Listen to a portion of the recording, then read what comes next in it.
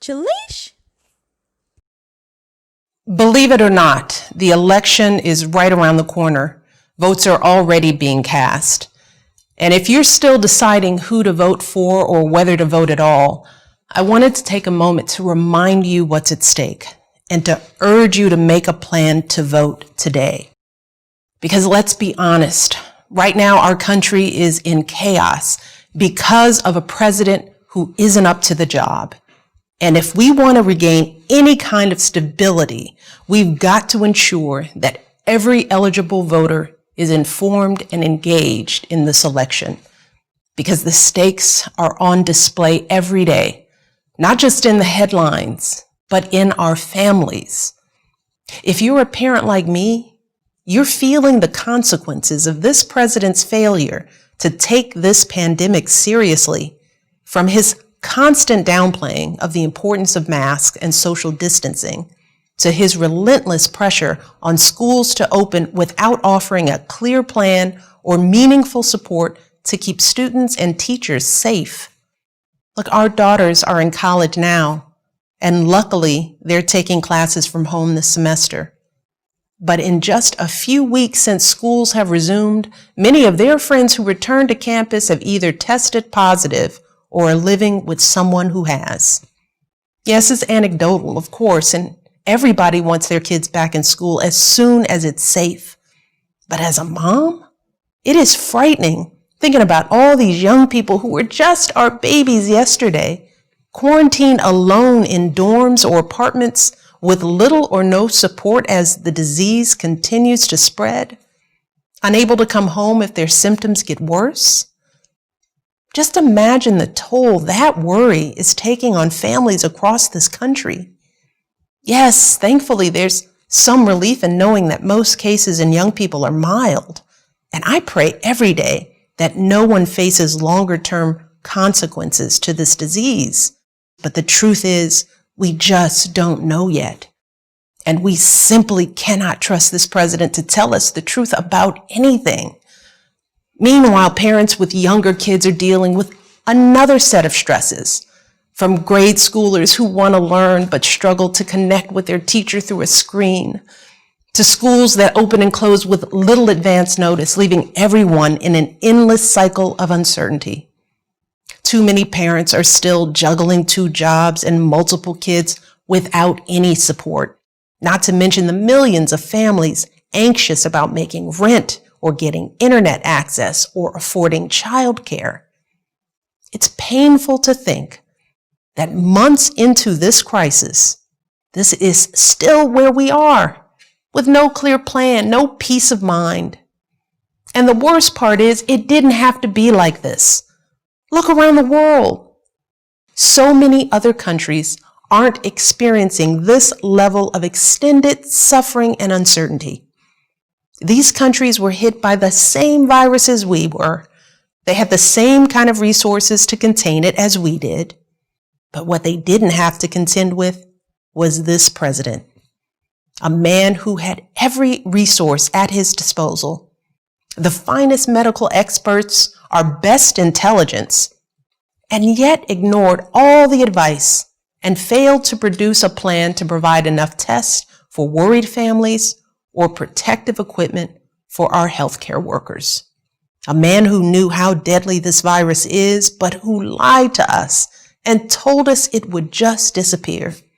Who, in the greatest crisis of our lifetimes, doubled down on division and resentment, railed against measures that could have mitigated the damage, and continues to hold massive events without requiring masks or social distancing, knowingly exposing his own supporters to a dangerous virus. Today, more Americans have died from this virus than died in the wars in Iraq, Afghanistan, Vietnam, and Korea combined.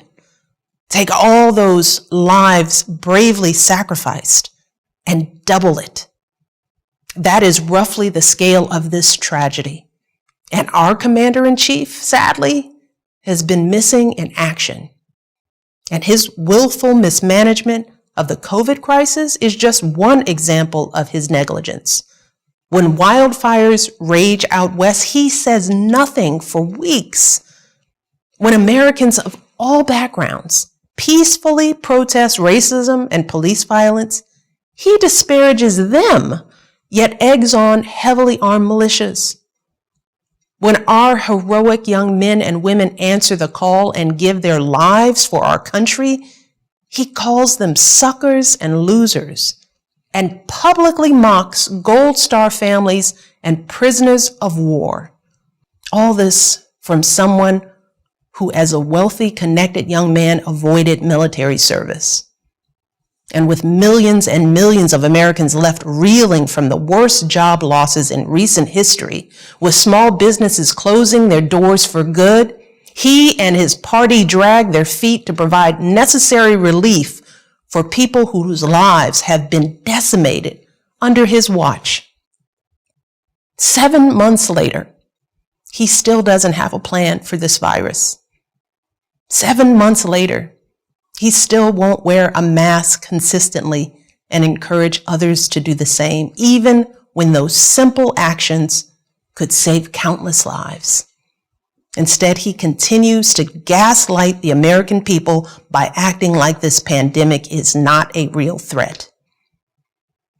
And yet, even in the face of all this incompetence, Americans keep digging deeper, finding new reserves of strength, doing whatever it takes to get through this. That's one of the beautiful things that has given me hope over the past 4 years. Our country's resilience, from the essential workers keeping us safe, to the doctors and nurses caring for our loved ones, to the teachers and childcare workers doing everything they can for our kids. Americans have stepped up to answer the call. It's not too much to ask our leaders to rise to the occasion as well. Thankfully, we have the chance to elect a president who can meet this moment, a leader who has the character and the experience to put an end to this chaos, start solving these problems, and help lighten the load for families all across the country. And that leader is Joe Biden. After seeing the presidency up close for 8 years, maybe the most important thing I've learned about the job is this: how a president focuses their time and energy in office is a direct reflection of the life they've lived before entering the White House. A president's policies are a direct reflection of their values. And we're seeing that truth on display with our current president, who has devoted his life to enriching himself, his family, and other wealthy people he truly understands, cutting taxes for the rich and big corporations, cutting regulations that protect regular families from getting taken advantage of by people like him, cutting his friends loose from prison time. He boasts about gains in the stock market, but when you look at the lives of regular folks, whether it's creating blue-collar jobs, making healthcare more affordable, protecting the environment, keeping our families safe from gun violence, let alone the coronavirus, there's nothing much to brag about. By contrast, Joe Biden has lived his life guided by values and principles that mirror ones that most Americans can recognize. I know Joe. He is a good man who understands the struggles of everyday folks. When he was a kid, his dad lost his job. His family had to move to find work.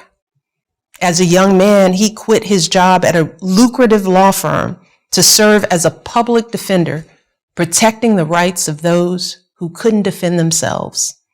He continued to serve this country even in the face of unimaginable tragedy, losing his wife and baby daughter, later in his life, his eldest son, relying on his deep faith in God to carry him through, never growing cynical, and always willing to see the humanity in us all. It is that spirit, that determination that will make Joe the kind of president we need right now, one who will continue to put the needs of the country before his own to ensure that all families can get back on their feet and our economy can get back on track. And he'll start by getting this virus under control, working with a broad coalition of leaders to develop a national strategy that will include mandatory mask wearing and free testing. He'll get schools the resources they need to sort through this confusion. He will listen to doctors and scientists to make sure that any vaccine will be safe, effective, and available to everyone.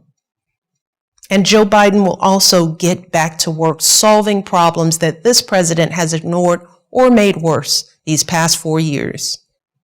Joe will give working families a tax credit for childcare. He'll roll back those tax cuts for the rich and instead help small businesses and working families. He'll lower the cost of prescription drugs and give every American access to affordable health coverage. He'll work to restore trust between police and communities of color and address the racial discrimination that has plagued us for far too long. He will protect our planet. He will invest in our schools and bring people together to get something done, even across our differences. And we can trust Joe Biden to name Supreme Court justices who follow in the footsteps of Ruth Bader Ginsburg, judges who understand that justice and equality aren't theoretical ideas, but concrete matters that affect our health care, our livelihoods, and our bodies. This is the kind of leader our nation deserves. A leader who is tested and ready to dive right in. A leader who will lock arms with his terrific running mate, Kamala Harris, and bring us out of this downward spiral. A leader who will help heal this nation, and instead of tearing people apart, he will bring people together. It's a simple choice, really. A chance for a fresh start or 4 more years of this. But let's be very real. America is divided right now. And a lot of people are being sold lies from those who want to get rich or stay in power, or sometimes both. And as I've said before, we must all empathize with those who might not look like us or vote like us. We have got to put ourselves in one another's shoes. Look, think about it. You've worked hard all your life, and for too long you've watched the rich get richer. You've lost your farms and your livelihoods to corporate greed. You've seen your beloved towns shattered by joblessness. You've watched families destroyed by drug addiction and mental health challenges. All of this long before this virus hit. And it is frustrating to hear some folks say that you've been the beneficiary of privilege, that the color of your skin gives you a head start. That is the reality for far too many hard-working, decent Americans. But right now, the president and his allies are trying to tap into that frustration and distract from his breathtaking failures by giving folks someone to blame other than them. They're stoking fears about Black and brown Americans, lying about how minorities will destroy the suburbs, whipping up violence and intimidation, and they're pinning it all on what's been an overwhelmingly peaceful movement for racial solidarity. It's true. Research backs it up. Only a tiny fraction of demonstrations have had any violence at all. So what the president is doing is once again patently false. It's morally wrong. And yes, it is racist, but that doesn't mean it won't work. Because this is a difficult time, a confusing time. And when people hear these lies and crazy conspiracies repeated over and over and over again, they don't know what to think. With everything going on in their lives, they don't have time to fact check falsehoods being spread throughout the internet. And even reasonable people might get scared.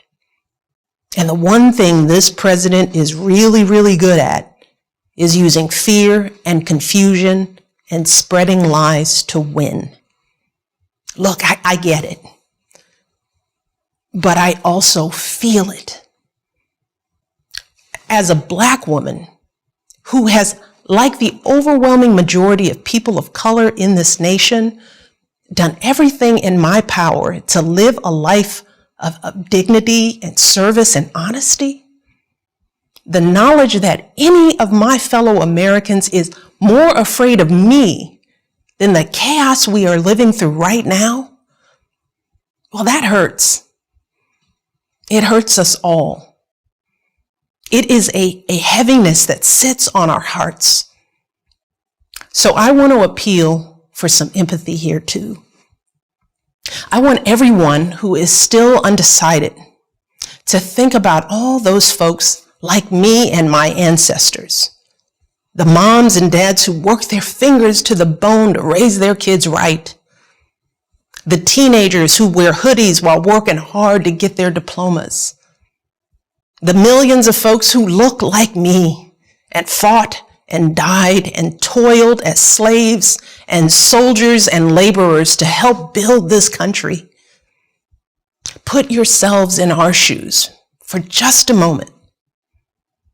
Imagine how it feels to wake up every day and do your very best to uphold the values that this country claims to hold dear: truth, honor, decency, only to have those efforts met by scorn, not just by your fellow citizens, but by a sitting president.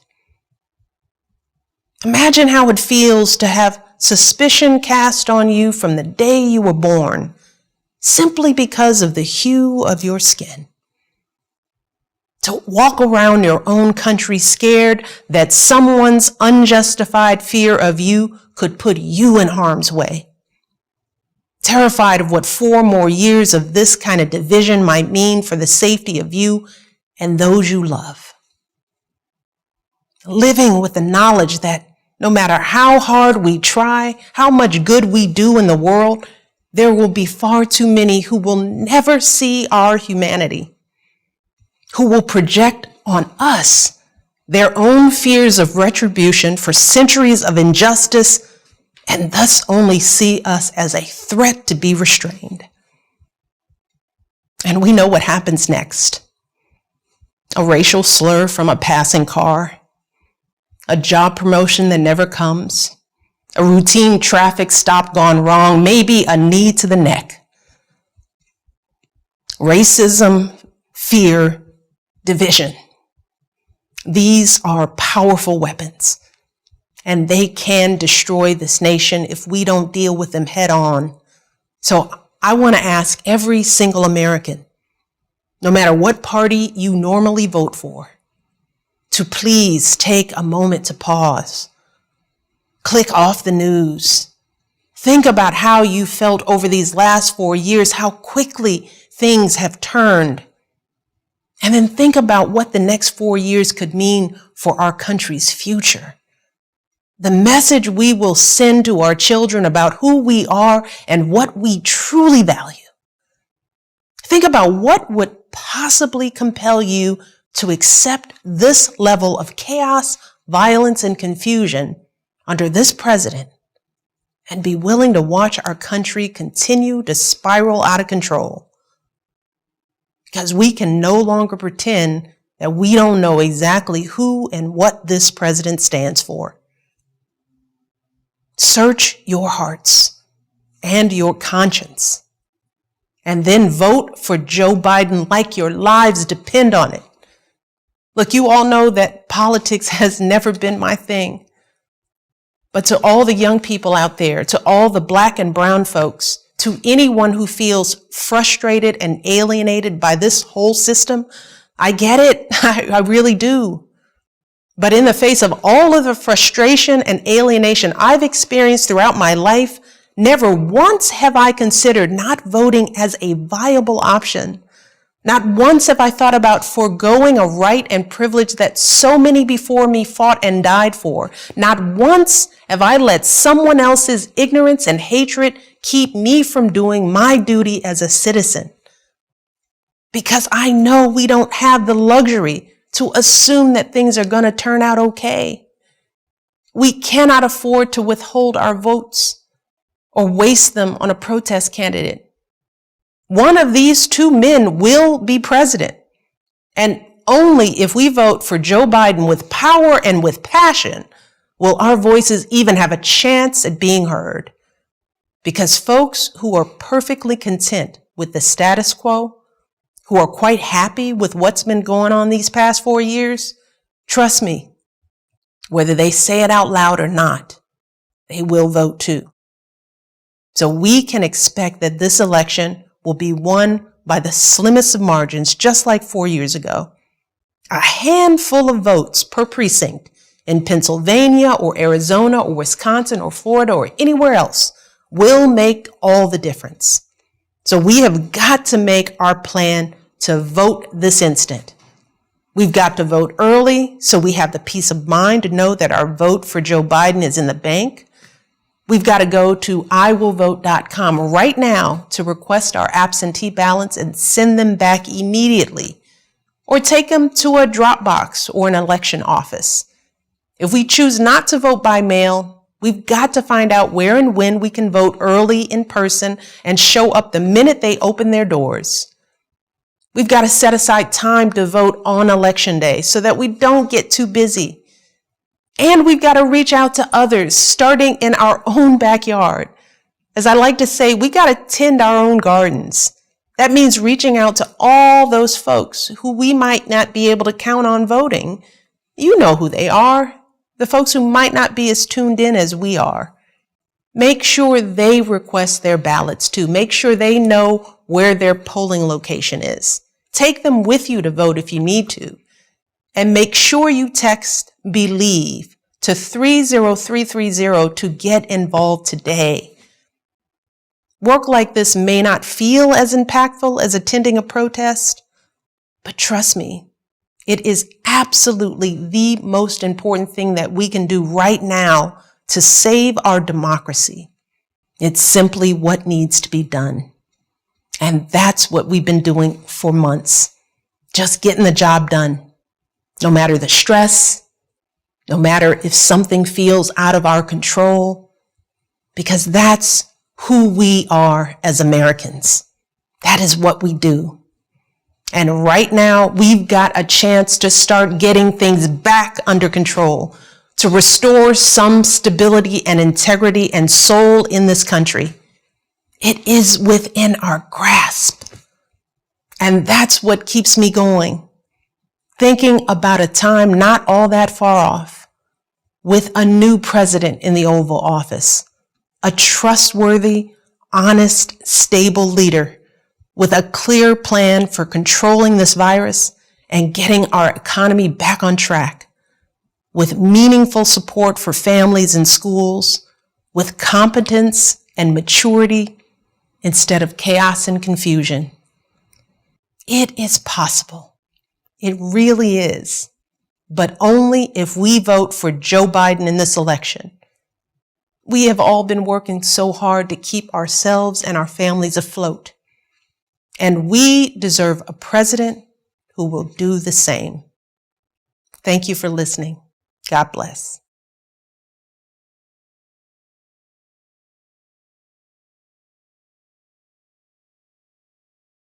Julish?